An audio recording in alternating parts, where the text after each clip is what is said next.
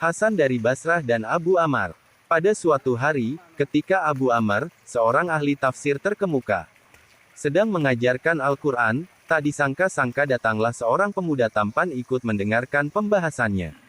Abu Ammar terpesona memandang sang pemuda dan secara mendadak lupalah ia akan setiap kata dan huruf dalam Al-Quran. Ia sangat menyesal dan gelisah karena perbuatannya itu. Dalam keadaan seperti ini pergilah ia mengunjungi Hasan dari Basrah untuk mengadukan kemasygulan hatinya itu.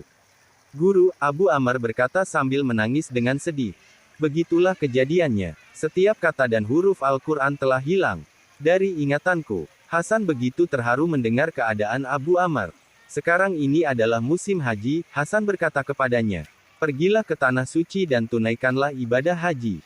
Sesudah itu, pergilah ke Masjid Khaif. Di sana engkau akan bertemu dengan seorang tua. Jangan engkau langsung menegurnya tetapi tunggulah sampai keasyikannya beribadah selesai. Setelah itu barulah engkau mohonkan agar ia mau berdoa untukmu. Abu Ammar menuruti petua Hasan.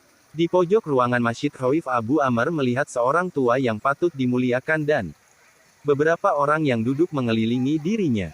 Beberapa saat kemudian masuklah seorang lelaki yang berpakaian putih bersih. Orang-orang itu memberi jalan kepadanya, mengucapkan salam dan setelah itu mereka pun berbincang-bincang dengan dia. Ketika waktu sholat telah tiba, lelaki tersebut meminta diri untuk meninggalkan tempat itu. Tidak berapa lama kemudian yang lain-lainnya pun pergi pula, sehingga yang tertinggal di tempat itu hanyalah si orang tua tadi. Abu Ammar menghampirinya dan mengucapkan salam. Dengan nama Allah, tolonglah diriku ini, Abu Ammar berkata sambil menangis. Kemudian menerangkan duka cita yang menimpa dirinya. Si orang tua sangat prihatin mendengar penuturan Abu Ammar tersebut, lalu menengadahkan kepala dan berdoa. Belum lagi ia merendahkan kepalanya, Abu Ammar mengisahkan, semua kata dan huruf Al-Quran telah dapat kuingat kembali. Aku bersujud di depannya karena begitu syukurnya. Siapakah yang telah menyuruhmu untuk menghadap kepadaku? Orang tua itu bertanya kepada Abu Ammar.